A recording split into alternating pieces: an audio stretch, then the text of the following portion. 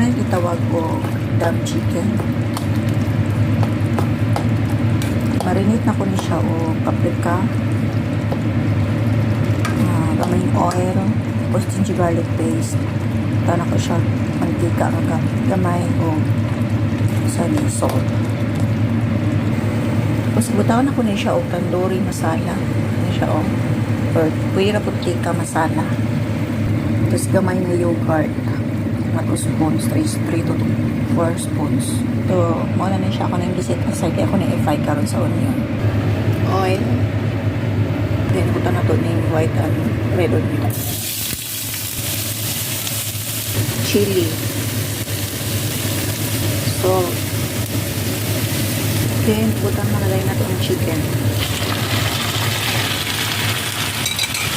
Ayan.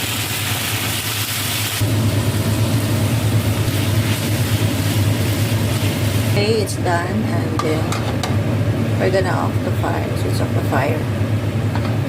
Okay, done this one. So switch off the fire. Garnish with cilantro. Okay, it's done. Ilang ako ang i-wrap ang chicken aning tortilla. Pinatay pang lock sa tortilla. Tupikon, butang na ako. This is it. Okay, wala ni siya. Hindi mo. Kung garo sa tortilla.